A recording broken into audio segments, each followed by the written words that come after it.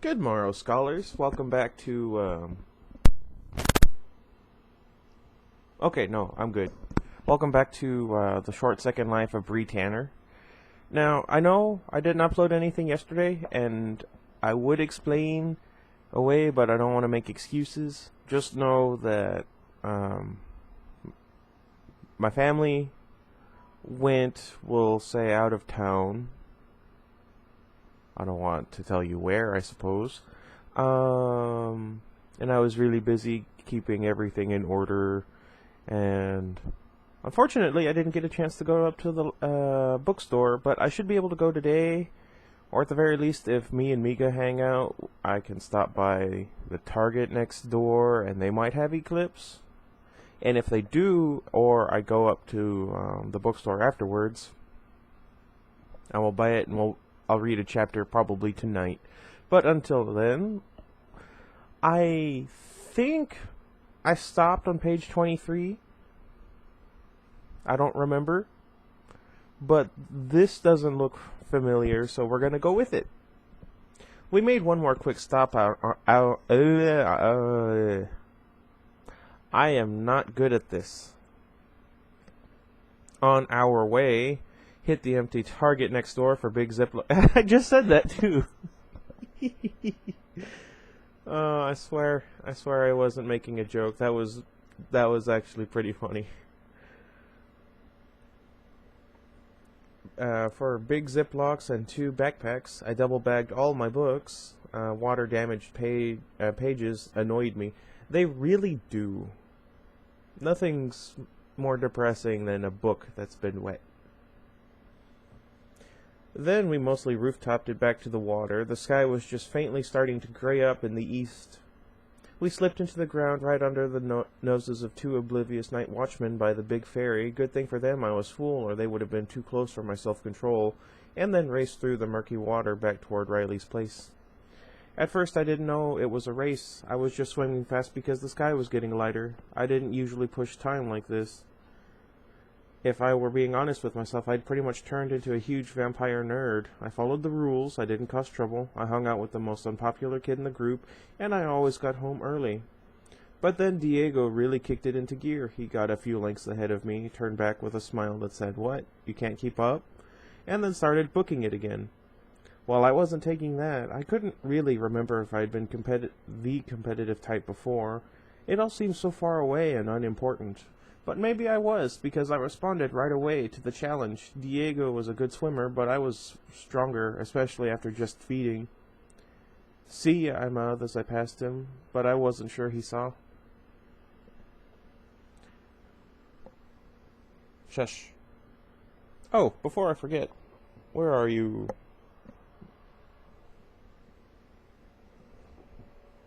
No. Sorry, Bronte. I should have gone like this.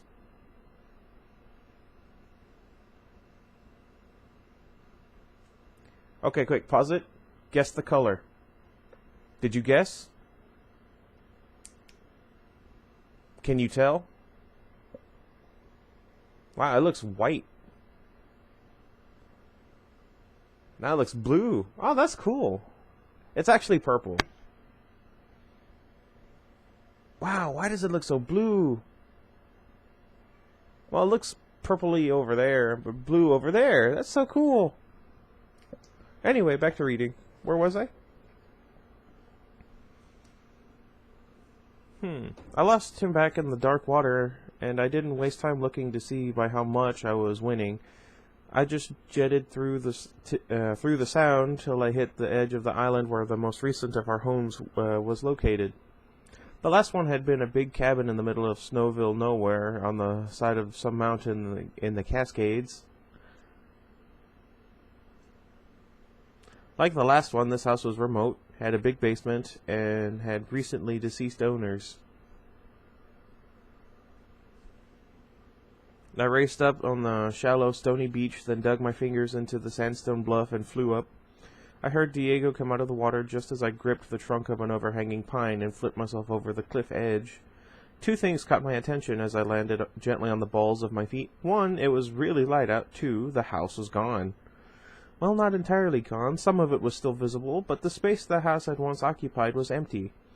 The roof had collapsed into a ragged, angular wooden lace, charred black sagging lower than the front door had been. There. The sun was rising fast. The black pine trees were showing hints of evergreen. Hee hee hee. Soon the paler tips would stand out against the dark, and about that point I would be dead, or really dead, or whatever. The second thirsty superhero life would go up in a sudden burst of flames, and I could only imagine that the burst would be very, very painful. This wasn't the first time I'd seen our house destroyed, with all the fights and fires in the basements. Most of them only lasted a few weeks. But this was the first time I'd come across the scene of destruction with the first faint rays of sunlight threatening. I sucked in a gasp of shock as Diego landed beside me. Maybe burrow under the roof, I whispered. Would that be safe enough for... Don't freak out, Bree, Diego said, sounding too calm. I know a place, come on. He did a very graceful backflip off the bluff edge. I didn't think the water would be enough of a filter to block the sun, but maybe we couldn't burn if we were submerged. It seemed like a really poor plan to me. However, instead of tunneling under the burned-out hull of the wrecked house, I dove off the cliff behind him. I wasn't sure of my reasoning, which was a strange feeling. Usually I did what I always did, followed the routine, did what made sense. I caught up to Diego in the water. He was racing again, but with no nonsense this time, racing the sun.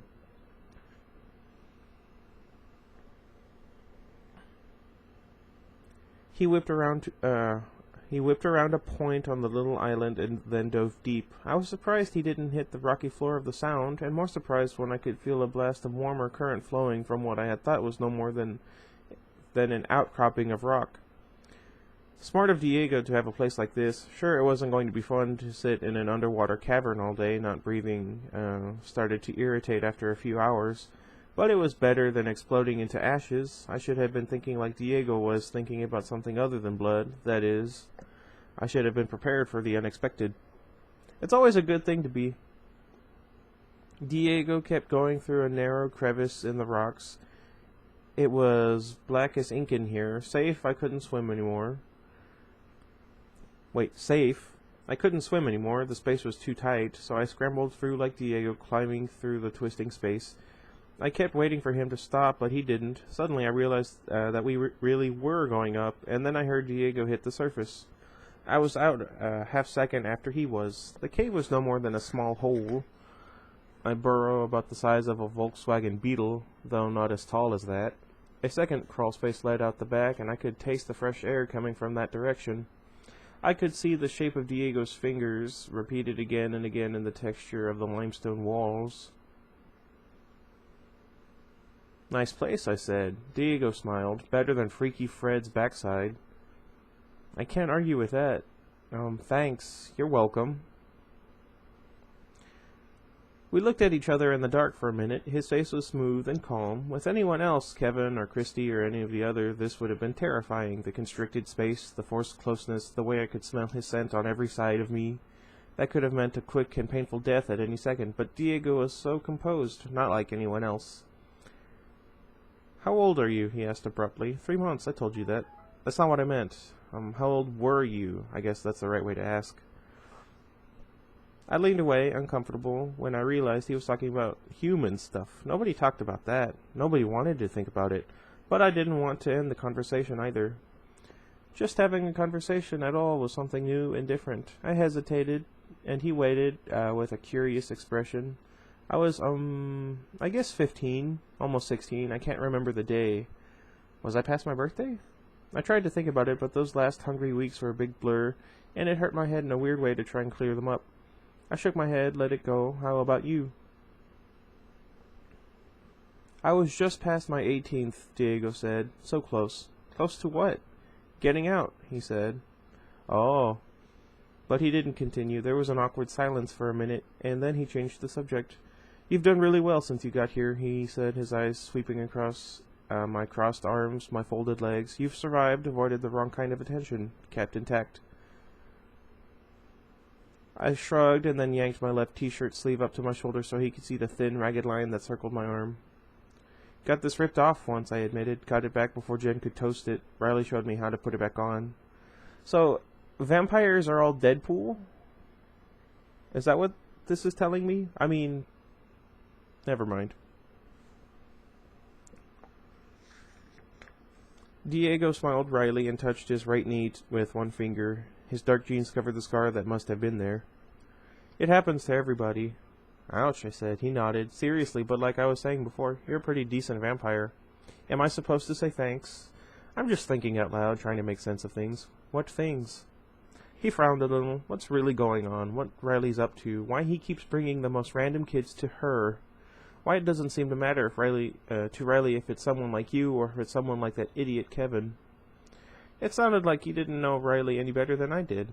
What do you mean, someone like me? I asked. You're the kind that Riley should be looking for, the smart ones, not these stupid gangbangers that Raul. That's racist.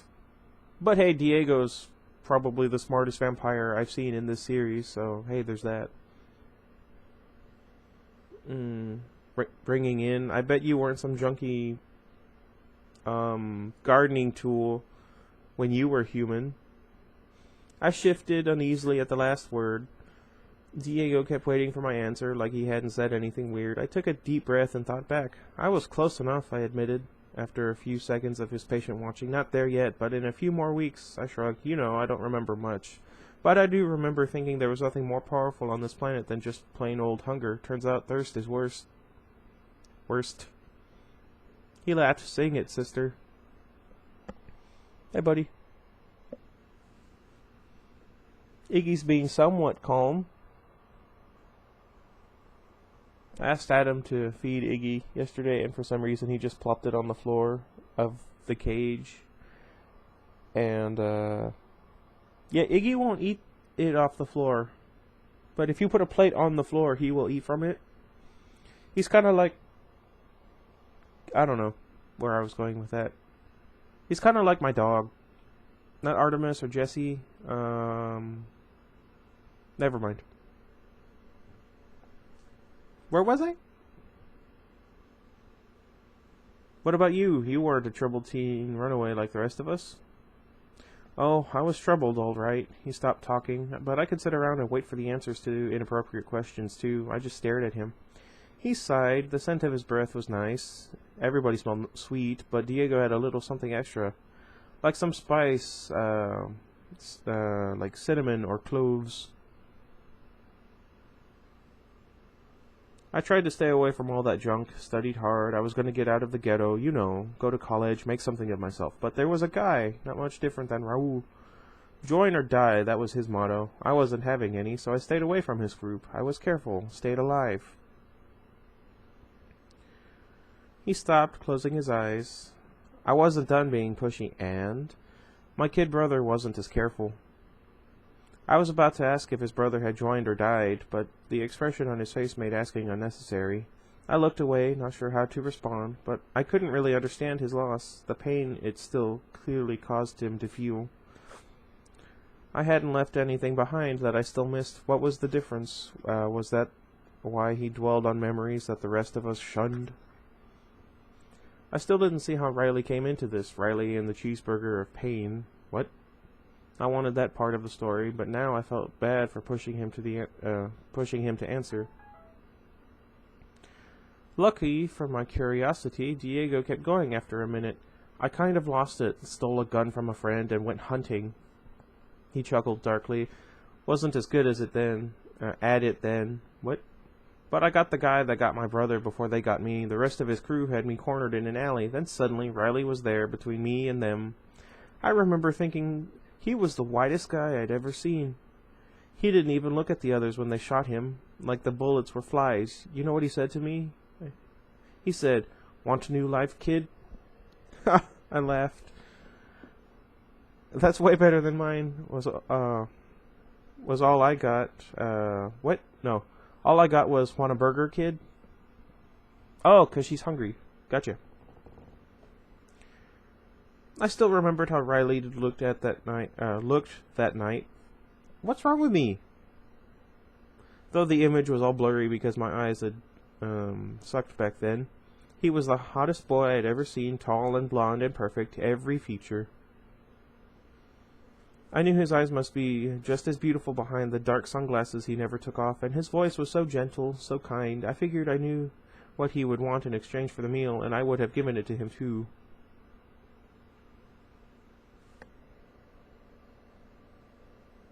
I was really expecting something else from this book. I don't like the direction she took it. I don't like the characterization she's giving Bree. And I'm really liking Diego.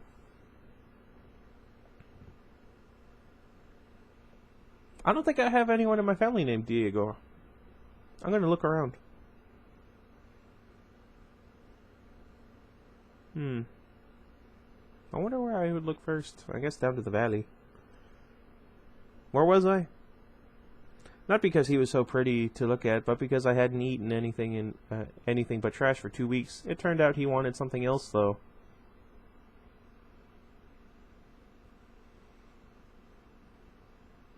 Diego laughed at the burger line. You must have been pretty hungry. Darn straight. Hehehe. So why were you so hungry? Because I was stupid and ran away before I had a driver's license. I couldn't get a real job, and I was a bad thief. What were you running from? I hesitated. The memories were a little more clear as I focused on them, and I wasn't sure I wanted that. Oh, come on, he coaxed. I told you mine. Yeah, you did. Okay. I was running from my dad.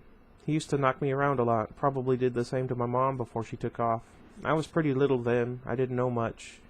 It got worse. I figured if I waited too long, I'd end up dead. He told me if I ever ran away, I'd starve. He was right about that. The only thing he was ever right about as far as I'm concerned. I don't think about it much. Diego nodded in agreement. It's hard to remember that stuff, isn't it? Everything's so fuzzy and dark. Like trying to see with mud in our eyes. Good way to put it, he complimented me. He squinted at me like he was trying to see and rubbed his eyes. We laughed together again. Weird. I don't think I've laughed with anybody since I met Riley, he said, echoing my thoughts. This is nice. You're nice, not like the others. You ever tried to have a conversation with one of them? Nope, I haven't. You're not missing anything, which is my point. Wouldn't Riley's standard of living be a little higher if he surrounded himself with decent vampires? If we're supposed to protect her, shouldn't he be looking for the smart ones? So Riley doesn't need brains, I reasoned. He needs numbers. Diego pursed his lips, considering. Like chess, he's not making knights and bishops. We're just pawns, I realized. We stared at each other for a long minute. I don't want to think that, Diego said. So what do? I asked, using the plural automatically, like we were already a team. Seriously, I like Diego.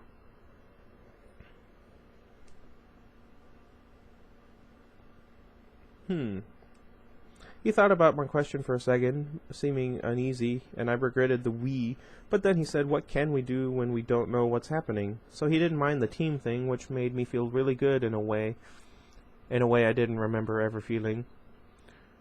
I guess we keep our eyes open, pay attention, try to figure it out. He nodded. We need to think about everything Riley's told us, everything he's done. He paused thoughtfully. You know, I tried to hash some of this out with Riley once, but he couldn't have cared less. Told me to keep my mind on more important things like thirst, which was all I could think about then, of course. He sent me out hunting, and I stopped worrying. I watched him thinking about Riley, his eyes unfocused as he relived the memory, and I wondered. Diego was my first friend in this life, but I wasn't his. Suddenly his focus snapped back to me. So what have we learned from Riley? I concentrated, running through the last 3 months in my head. He really doesn't tell us much, you know, just the vampire basics. We'll have to listen more carefully. We sat in silence, pondering this. I mostly thought about how much I didn't know, and why hadn't I worried about everything I didn't know before now. It was like talking to Diego had cleared my head. For the first time in 3 months, blood was not the main thing in there. Well, hey, if you're a vampire, whatever. I'll probably read for about 35 minutes or so. Honestly, I just kind of want to get to a good stopping point. The silence lasted for a while. I like the sound of silence. The black hole I'd felt funneling fresh air into the cave wasn't black anymore. It was dark gray now and getting infinitesimally lighter with each second. Diego noticed me eyeing it nervously. "Don't worry," he said. "Some dim light gets in here on sunny days. It doesn't hurt." He shrugged. I scooted closer to the hole in the floor where the water was disappearing as the tide went out. "Seriously, Bree, I've been down here before during the day. I told Riley about this cave and how it was mostly filled with water, and he said it was cool when I needed to get out of the madhouse. Anyway, do I look like I got singed?" I hesitated, thinking about how different his relationship with Riley was than mine. His eyebrow rose, waiting for an answer. "No," I finally said, "but..." "Look," he said impatiently. He crawled swiftly to the tunnel and stuck his arm in up to the shoulder. "Nothing." I nodded once. "Relax. Do you want to see how high I can go?" As he spoke, he stuck his head into the hole and started climbing. "Don't, Diego." He was already out of sight. "I'm relaxed, I swear." He was laughing. It sounded like he was already several yards up the tunnel. I wanted to go after him, to grab his foot and yank him back, but I was frozen with stress. It would be stupid to risk my life to save some total stranger, but I hadn't had anything close to a friend in forever. Already it would be hard to go back to having no one to talk to after only one night.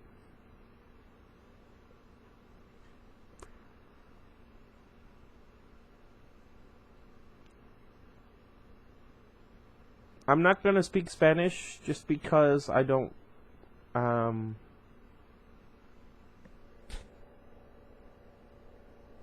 mean, I'm sure I could pronounce it perfectly.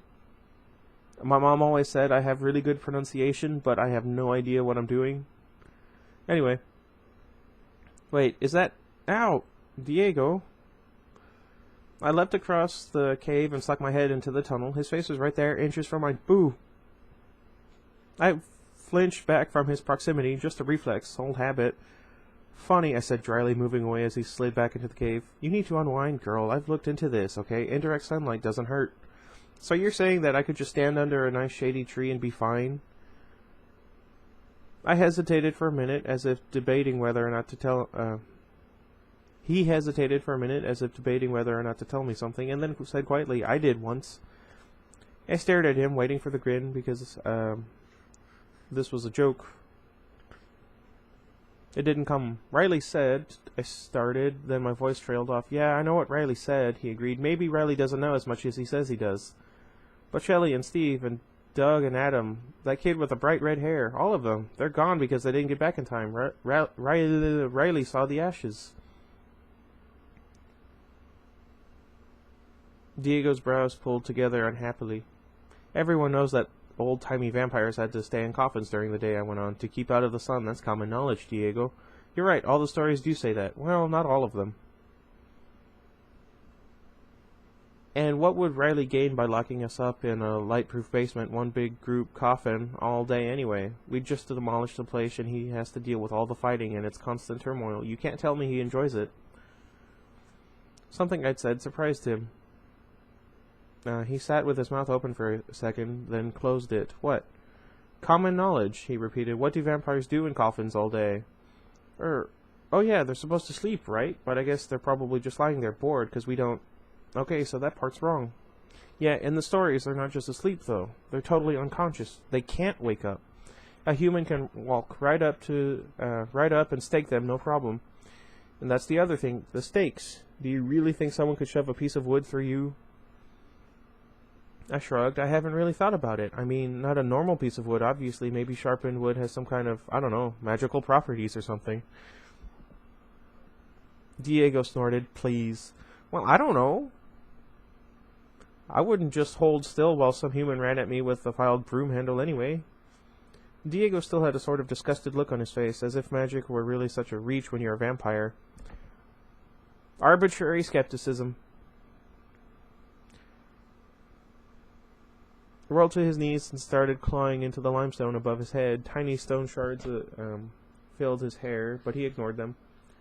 "What are you doing?" "Experimenting." He dug with both hands until he could stand upright, and then kept going. "Diego, you get to the surface, you explode. Stop it." "I'm not trying to." "Ah, here we go." There was a loud crack and then another crack. But no light. He ducked back down to where I could see his face, with a piece of tree root in his hand, white, dead, and dry under the clumps of dirt.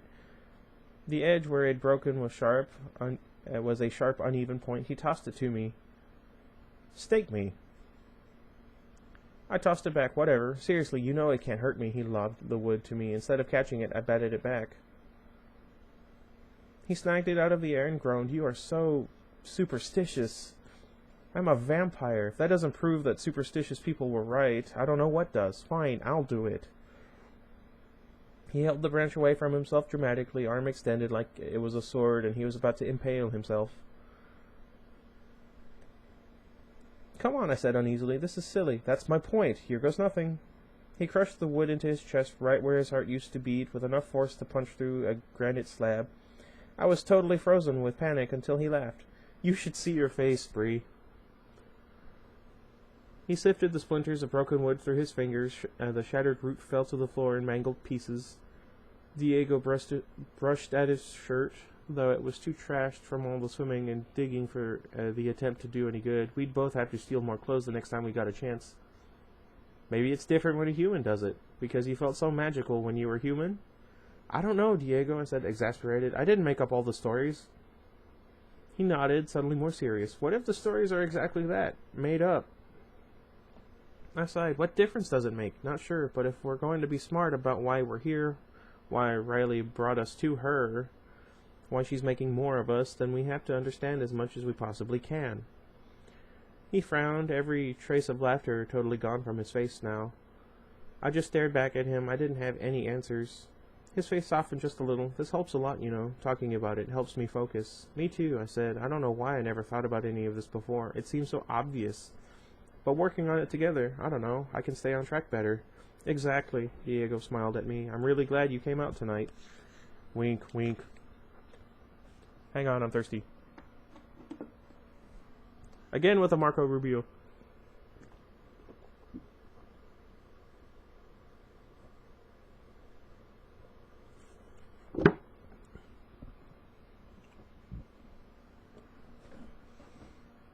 I'm gonna need another swig of that in about 10 minutes.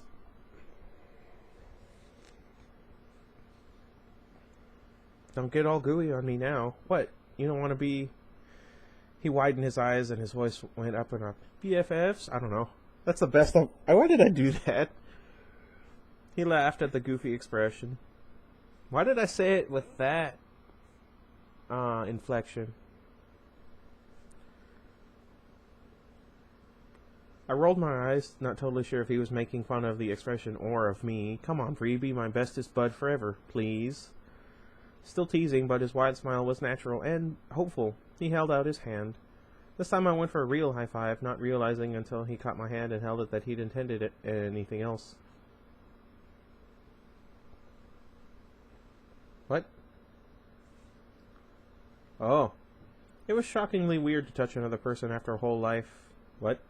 Because the last 3 months were my whole life of avoiding any kind of contact, like touching a sparking downed power line. That almost happened to my mom when she got hit by a car. She was in her car, and the pole fell over, landed on the car, and the wires were...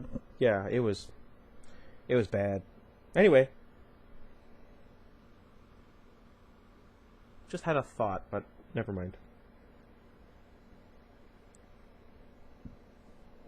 Only to find out they felt nice. No. The smile on my face was a little lopsided. Count me in.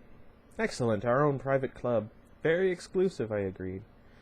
I feel like if they had 2 more people, or even 3 more, they might have been able to escape. This would be a much more interesting story. Oh well.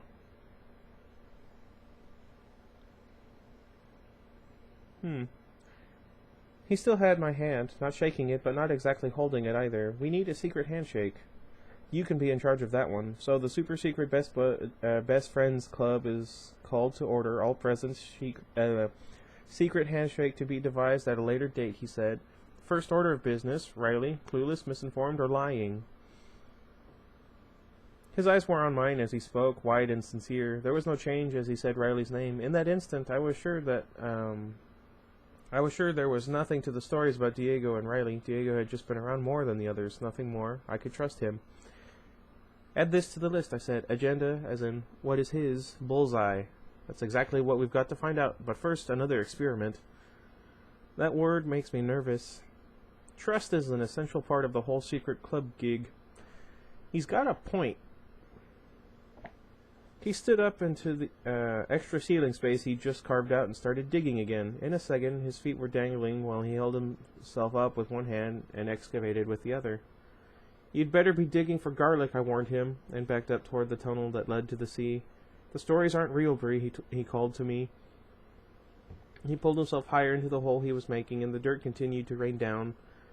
He was going to fill his hidey hole at this rate, or flood it with light, which would make it even more useless. I slid most of my way into the tunnel, into the escape tunnel. Just my fingers and eyes above the edge. The water only came up to my hips. It would take me just the smallest fraction of a second to disappear into the darkness below. I could spend a day not breathing. I'd never been a fan of fire. This might have been because of some buried childhood memory, or maybe it was more recent. Becoming a vampire was enough fire. What? Becoming a vampire was enough fire to last me. Oh, okay. It was just awkwardly phrased, and I misunderstood it. Okay. Diego had to be close to the surface. Once again, I struggled with the idea of losing my new and only friend. Please stop, Diego, I whispered, knowing he would probably laugh, knowing he wouldn't listen. What? Oh, okay, gotcha. I don't know what's wrong with me. Anyway. Trust, Bree. I waited, unmoving, almost, he muttered. At least he didn't murmur. I'm honestly surprised 44 pages in and murmured hasn't come up. That's interesting. Okay. I tensed for the light, or the spark, or the explosion, but Diego dropped back down while it was still dark. In his hand he had a stronger root, a thick, snaky thing that was almost as tall as me. He gave me an I told you so kind of look. I'm not a completely reckless person, he said. See, wait, what? He gestured to the root with his free hand. See, precautions. With that, he stabbed the root upward into his new hole. There was a final avalanche of pebbles and sand as Diego dropped back onto his knees, getting out of the way. And then a beam of brilliant light, a ray about the thickness of one of Diego's arms, pierced the darkness of the cave. The light made a pillar from the ceiling to the floor, shimmering as the drifting dirt sifted through it. I was icy still, gripping the edge, ready to drop. Diego didn't jerk away or cry out in pain. There was no smell of smoke. The cave was 100 times lighter than it had been. But it didn't seem to affect him, so maybe his story about the shade trees was true. I watched him carefully as he knelt beside the pillar of sunlight, motionless, staring. He seemed fine, but there was a slight change to his skin, a kind of movement, maybe from the settling dust that reflected the gleam. It looked almost like he was glowing a little. Maybe it wasn't the dust, maybe it was the burning, maybe it didn't hurt, and he'd realized it too late. Seconds passed as we stared at the daylight, motionless. Then, in a move that seemed both absolutely expected and also completely unthinkable, he held out his hand, palm up, and stretched his arm toward the beam. I moved faster than I could think, which was pretty dang fast. Faster than I'd ever moved before. I tackled Diego into the back of the wall of the dirt-filled little cave before he could reach that one last inch to put his skin in the light. The room was filled with a sudden blaze, and I felt the warmth on my leg in the same instant that I realized that there wasn't enough room for me to pin Diego to the wall without some part of myself touching the sunlight. "Bree!" he gasped. I twisted away from him automatically, rolling myself tight against the wall. It took less than a second, and the whole time I was waiting for the pain to get me, for the flames to hit, and then spread like the night I'd met her, only faster. The dazzling flash of light was gone. It was just the pillar of sun again. I looked at Diego's face. His eyes were wide, his mouth hanging open. He was totally still, a sure sign of alarm. I wanted to look down at my leg, but I was afraid to see what was left. This wasn't like Jen ripping my arm off, though that had hurt more. I wasn't going to be able to fix this. Still no pain yet. Bree, did you see that? I shook my head once quickly. How bad is it? Bad? My leg, I said through my teeth. Just tell me what's left. Your leg looks fine to me. I glanced down quickly, and sure enough, there was my foot and my calf, just like before. I wiggled my toes. Fine. Does it hurt? He asked. I pulled myself off the ground onto my knees. Not yet. Did you see what happened? The light? I shook my head. Watch this, he said, kneeling in front of the beam of sunshine again. And don't shove me out of the way this time. You already proved I'm right. He put his hand out. It was almost hard to watch this time, even if my leg felt normal. The second his fingers entered the beam, the cave was filled with a million brilliant rainbow reflections. It was bright as noon in a glass room, the light everywhere. I flinched and then shuddered. There was sunlight all over me. Unreal, Diego whispered. He put the rest of his hand into the beam, and the cave somehow got even brighter. He rolled his hand over to look at the back, then turned it palm up again. The reflections danced like he was a spinning prism. There was no smell of burning, and he clearly wasn't in pain. I looked closely at his hand, and it seemed like there were a zillion tiny mirrors on the surface, too small to distinguish separately, all shining back the light with double the intensity of a regular mirror. What? Come here, Bree, you have to try this. I couldn't think of a reason to refuse, and I was curious, but I was also still reluctant as I slid to his side. No burn? None. Light doesn't burn us, it just reflects off of us. I guess that's kind of an understatement. Slow as a human, I reluctantly stretched my fingers into the light. Immediately, reflections blazed away from my skin, making the room so bright that the day outside would have looked dark in comparison. They weren't exactly reflections, though, because the light was bent and colored more like crystal. I stuck my whole hand in, and the room got brighter. Do you think Riley knows? I whispered. Maybe, maybe not. Why wouldn't he tell us if he did? What would be the point? So we're walking disco balls, I shrugged. Diego laughed. I can see where the stories come from. Imagine if you saw this when you were human. Wouldn't you think that guy over there just burst into flames? If he didn't hang around to chat, maybe.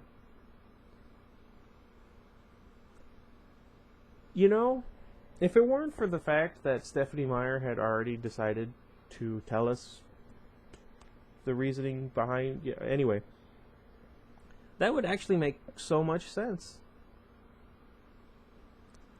Oh well. This is incredible, Diego said. With one finger he traced a line across my glowing palm. Then he jumped to his feet, right under the sunbeam, and the room went crazy with light. Come on, let's get out of here. He reached up and pulled himself toward the hole he'd cut it to the surface. You'd think I would have been over it, but I was still nervous to follow, not wanting to seem like a total chicken. I stayed close on his heels, but I was cringing inside the whole way. Riley had really made his point about burning in the sun. In my mind, it was linked to that horrific time of burning as I became a vampire, and I couldn't escape the instinctive panic that filled me every time I thought of it. Then Diego was out of that hole, and I was next to him half a second later. We stood on a small patch of wild grass, only a few feet from the trees that covered the island. Behind us, it was just a couple of yards to a low bluff, then the water. Everything around us blazed in the color and light shining off of us. Wow, I muttered. Diego grinned at me, his face beautiful with light. What? And suddenly, with a deep lurch in my stomach, I realized that the whole I almost said BB-8. That really loves Star Wars thing was way off the mark, for me anyway. What?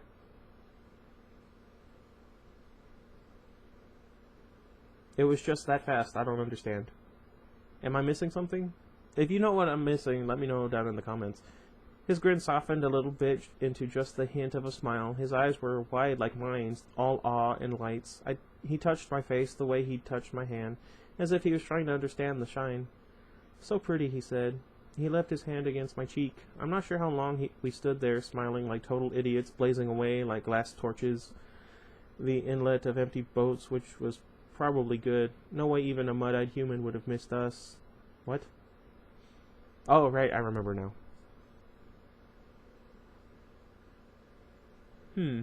Not that they could have done anything to us, but I wasn't thirsty, and all the screaming would have ruined the mood. Eventually, a thick cloud drifted in front of the sun. Suddenly, we were just us again, though still slightly luminous. Not everyone, what? Not enough. Okay, there we go. I don't know where I was reading. Not enough that anyone with eyes duller than a vampire's would notice.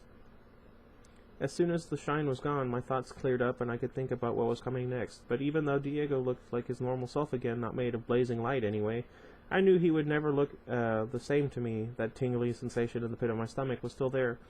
I had the feeling it might be there permanently. Do we tell Riley? Do we think he doesn't know? I asked.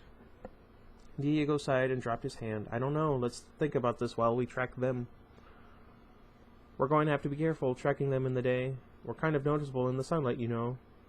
He grinned. Let's be ninjas. I nodded.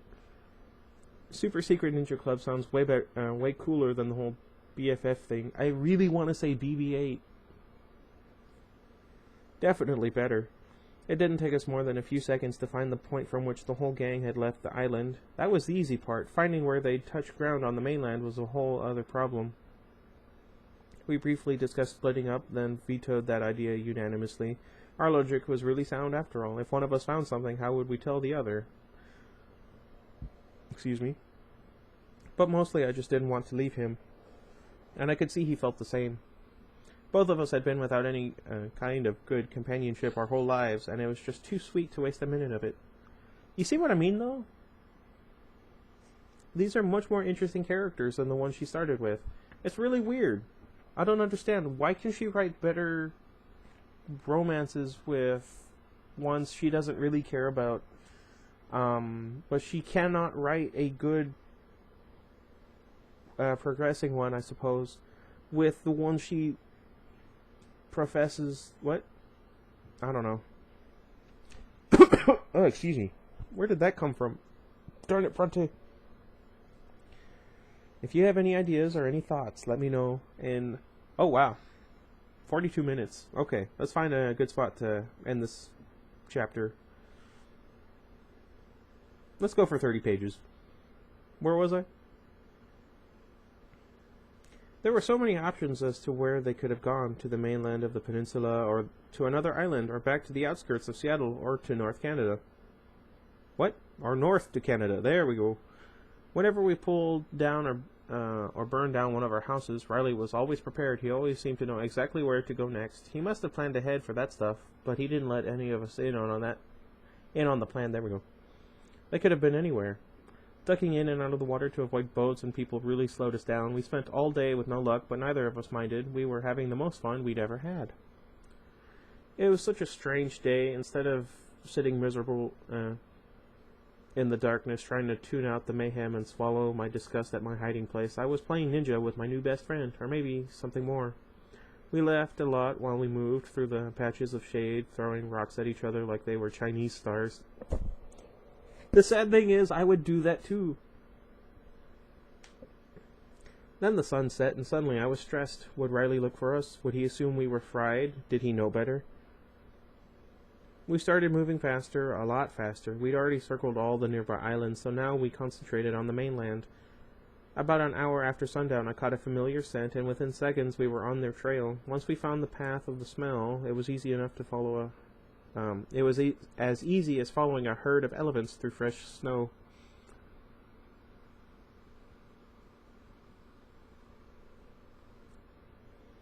We talked about what to do, more serious now as we ran. I don't think we should tell Riley, I said. Let's say we spent all day in your cave before we went looking for them. As I spoke, my paranoia started to grow. Better yet, let's tell them your cave was filled with water. We couldn't even talk. You think Riley's a bad dude, don't you? He asked quietly after a minute. As he spoke, he took my hand. I don't know, but I'd rather act like he was, just in case. I hesitated, then said, You don't want to think he's bad? No, Diego admitted. He's kind of my friend. I mean, not like you're my friend. What? What? He squeezed my fingers. I don't understand what he meant by that. I mean, I understand what he meant by that, but I don't understand why it was phrased that way. Anyway.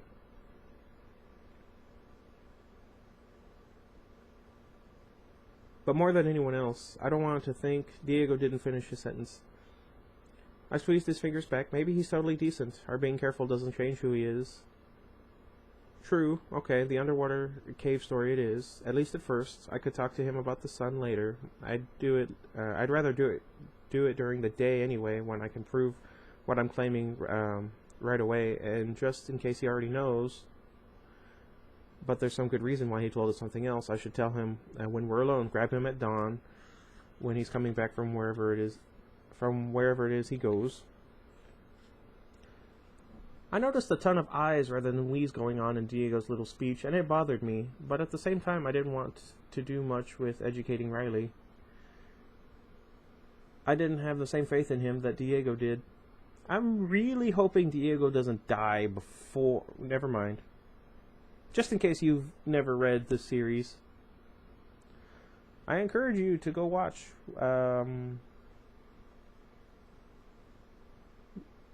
Never mind. I don't want to be, I guess presumptuous isn't the word I'm looking for, but, I don't want to self-promote myself. Anyway. Ninja attack at dawn, I said to make him laugh. It worked. We started joking again as we tracked our herd of vampires, but I could tell he was thinking serious stuff under the teasing, just like I was. And I only got more anxious as we ran, because we were running fast, and there was no way we had the wrong trail, but it was taking too long. We were really getting away from the coast and up over the closest mountains, off into new territory. This wasn't the normal pattern. Oh no. Every house we'd borrowed, whether it was up a mountain or on an island or hidden on a big farm, had a few things in common. The dead owners, the remote locale, and one other thing. They were all sort of focused on Seattle, oriented around the big city like orbiting moons. Seattle was always the hub, always the target. We were out of orbit now, and it felt wrong. Maybe it meant nothing. Maybe it was just that so many things were changing today. All the truths I'd accepted had been turned upside down, and I wasn't in the mood for any other upheavals. Why couldn't Riley have just picked someplace normal? Okay, I read the next sentence, and I'm not going to read it. We're going to save that for tomorrow. Don't let me forget, we're on page 55. Thank you guys for watching. Let me know what I should do next. I promise, Kate, I will get Eclipse, but I kind of want to finish this before I read it. Also, Miga and I are going to hang out, like I said earlier. I'm going to try and enter, if they have one this year, the lightsaber combat competition. It's where you choreograph a lightsaber fight and you just enter it. I'd like very much to choreograph a fight and then have that translate into like a mini series of some sort, a web series. Since I'm such a Star Wars fan, it would be really fun for me, I think, if I had some people, and I have a few friends that would love to do it. Miga isn't one of them, though. You guys remember Miga. Anyway, that's not important. I was going to mention a video that we made that I linked on my channel. Anyway, let me know if you guys would be interested, if you have any ideas for a storyline, perhaps. To give you an idea of what I want to do, I suggest you go watch, see, I can't remember the episode number, but it's an episode of Samurai Jack. The Aku infection, I think it is called. It should be on YouTube. You can find it, I think, online pretty much anywhere. Please go watch that. And keep in mind, like, I'm not going to copy it verbatim or exactly or anything. But the idea I have for the web series is heavily inspired by that episode in particular. So let me know if you guys would be interested, if you would like to help me in any way, if you have story suggestions, if you have maybe name suggestions, if you think I should name this lightsaber. I promise you, it is purple. Okay, it shows up a little bit more purple like that. But then you come out like this, and it goes all blue.